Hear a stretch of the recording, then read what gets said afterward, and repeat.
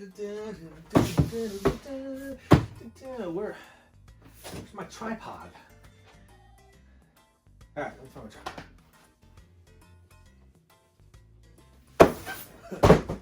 Stupid Uchiha.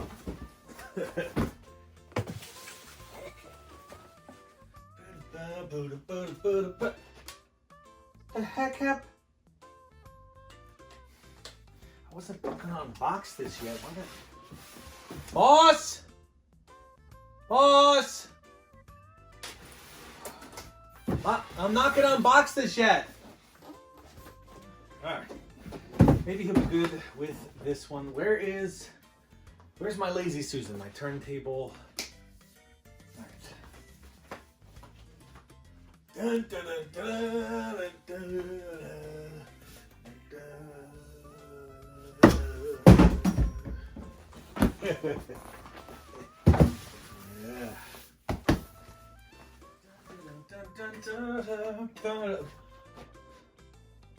Boss! Boss! I told you I was gonna wait for this one! I don't want no stupid Uchiha statue! Get to the Tobirama! Alright! Don't make me get that sword! Alright! Hey everybody, Bam Collectibles here, back for another statue unboxing review for you. The long-awaited Tobirama Senju by Surge Studio. I am so stoked because Tobirama is one of my favorite characters, always has been. I think it really has to do with his overall character design though. His unique type of headband, the white hair, the furry collar he has, just an overall really cool looking character. The bottom of the base has some felt on it, and in the center there you will see an LED circular pad, or I guess oval shaped pad. We got some 3 triple A's in the center there, and if you look here, there's a piece that's sticking up. That is actually going to be the infrared sensor. It's going to be used to turn all the lights on, but pretty standard for Surge Studio to make the base separate from everything else. This is the top portion. It's extremely heavy. Not even going to try to hold it up to the camera, so we're going to spin things around, take a look at the different angles, but incredible looking how they brought to life this water. Actually, it's going to be the water dragon jutsu that he uses, and man, it just looks incredible. I'll get another shot with my camera from the top view, and we'll see 2 very large notches in the front where the largest water dragon head's going to be going, and then there's a notch in the very center behind that. That's where Tobirama's foot is going to go. There's also some notches in the back where the spine of the water dragon's going to go as well. We'll take a look at those a little bit later, but overall, really, really awesome. Really looks like water is just bursting forth as he's commanding it in his jutsu. All right, we'll give it one last spin around so you can see everything. The bottom of the base that's rocky actually goes really well with Surge Studio Hashirama, which I will showcase with it at the end. Here is the largest of the water dragon heads here. We'll take a look at all the details that were finally packed in here.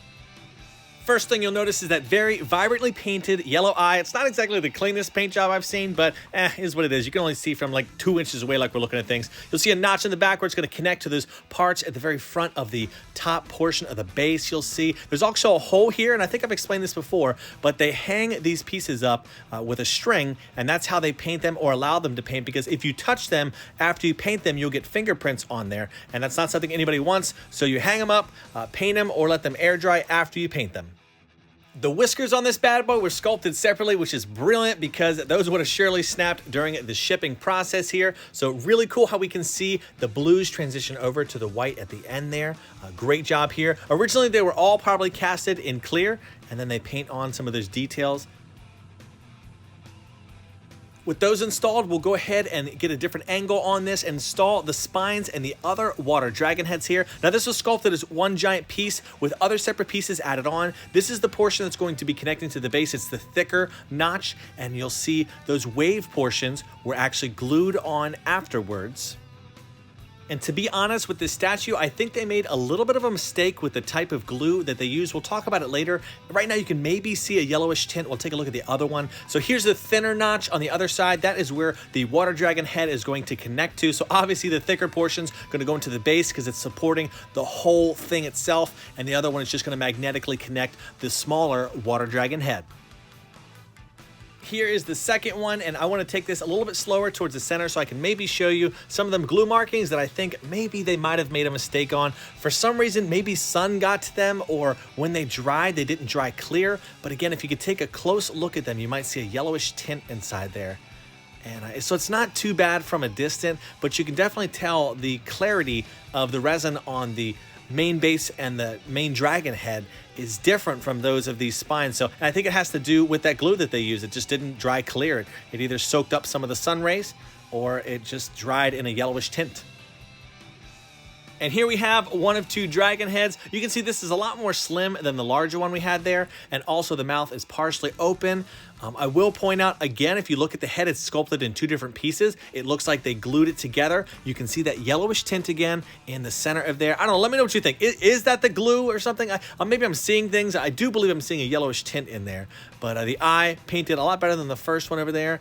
And you'll see also his whiskers were on. They're very sturdy though. Those actually didn't risk any breakages. On the back, you'll have a magnet, a notch. That's how it's going to tack, as we showed before, to the rest of the spine.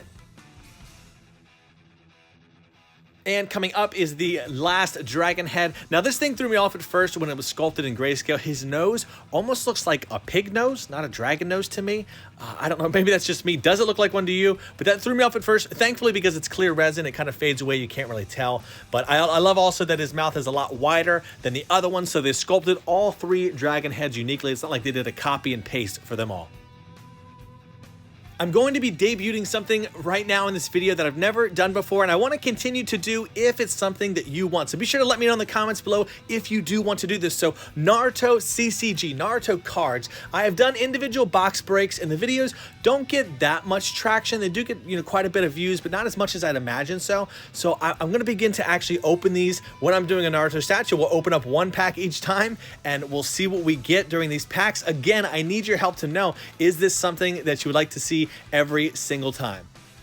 I did bring Baby Kurama in the background there as a good luck charm to see if we can pull a super rare on the first pack. Doubtful, but we'll see.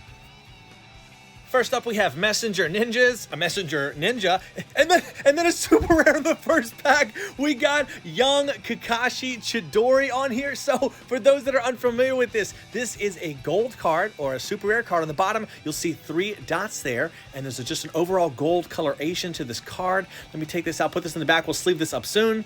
Next is Picture of Their Dreams, Special Kunai. Got Kakashi, whoever the heck that is. Flower Shuriken, okay, and whoever that kid is. And then we have looks like our rare for the pack is Striking Shadow Snake.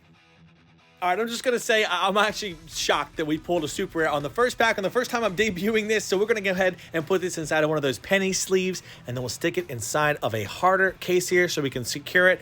But anyway, again, like I said at the beginning of this, you have to let me know. Is this something you want to do? Should I just take it out? But I want to enjoy opening Naruto cards, but I want to do it in a way that people are going to enjoy it. If you don't, a lot of times YouTube is not going to recommend just my card openings because it just doesn't for some reason. But maybe if I throw them into my videos here and there, everybody can get some enjoyment out of them. Thank you so much, Baby Kurama. And with him out of the picture, we'll take a look at the remote that's used to turn the LED lights on. So we have some little batteries on the bottom here. Those are the special, I think it's something like a Duracell 303 battery in there. I'll put that back on. On the top is the button. And we're actually looking for the infrared sensors. That piece of glass right there is the infrared sensor, just like you would see on like a television remote. Push that button, it connects to it, and it'll talk to that little black sensor in there. Turn this on. So what it does is it kind of pulsates slowly, and then boom, pops on. So we'll take the lights off and see in the dark. Gorgeous, right? Oh my God, see how clear and beautiful that blue resin is on the bottom there? God, I love it. Surge Studio always does an incredible job with allowing LEDs to be lit here. I think I might custom light this later, we'll see. But the man himself, Tobirama Senju. If there's one thing Surge does right, it is their character sculpts. They're incredible. So this is how he will connect to the base, that little steel rod. And we have some resin that is going all the way up his leg. We can see the water is of course, his pose is dynamic, right? So I don't think Surge does static poses when they do any of their statues. But incredible looking paint job so far. You'll see some awesome shading on the pants. His armor, and by far is my favorite. My favorite color is blue. I've never probably said that to anybody. But my favorite color is blue, and I've always loved that more classic shinobi type armor that the third Hokage wears in his battle and the Chunin exams. Also, Hashirama wears it. But I just absolutely love it. Again, here's his unique headband. But you can see they did such a perfect job on his head sculpt. His arms were sculpted separately. We'll go through those very shortly. But just an awesome looking dynamic pose. Really going along with everything that's going on in the background with those dragons. The first hand is relatively boring compared to the second, but we'll see here he has a hand sign that he's using for this jutsu. Now, you let me know. Somebody knows. What is the name of that hand sign? Somebody knows probably offhand. We also have that metallic-looking bicep guard. And again, this attaches with a magnet that just snaps right into place. The second hand, or the cooler hand, we will see the hilt for the sword of the Thunder God. Now, I had to do a little bit of research, so I was familiar with this sword, but I had no idea that Tobirama and the other individual that had used it, it's like Hisube, is they actually make a blood contract with the god. I think it's called Rajin, and they actually, in order to get the full use out of this sword, you have to make a blood pact with them to be able to do it. But I think that is something in the Naruto universe that did not get enough love or explanation or use, is that sword. Just like their Hashirama, they have a gold type of edition size nameplate on here. So the back is empty, but it's a metallic slab here. You can see the silhouette of the statue looks really awesome. The edition size on the bottom there. Not many made for this one. I'm shocked. I think there was 200 made for Hashirama and only 100 made. We'll see Surge Studios logo there. And again, really cool. They have the stand as they normally do that you could just rest this up against there and sit it next to the statue. But I love that it's not too colorful. Doesn't take away from the statue, and it's pretty elegant looking. As I said before, I'm going to bring in Surge Studios Hashirama to show them side by side. Again, I love having these brothers together. Unfortunately, I probably will be selling my Surge Hashirama, so if anybody wants to reach out to me on that, you can. I'll mark it in the comments section and pinned if that ever does get sold, so people don't contact me. But I love how they complement each other, and we'll go ahead and tear these bad boys apart, and we'll take a look at the final LED system with Tobirama installed in here. Again, I love it. I love what Surge Studio does with LEDs. They make it so much better when you have these on. So we'll bring the lights back on, see how it looks. Isn't that so cool? So cool. I love it. Great job, Surge Studio, again, with an awesome statue. I have to say, this is the best Tobirama statue on the market so far. Great job, Surge Studio, as usual. I will see you in the next video, everybody. And as always, do what you love and love what you do. Bam out.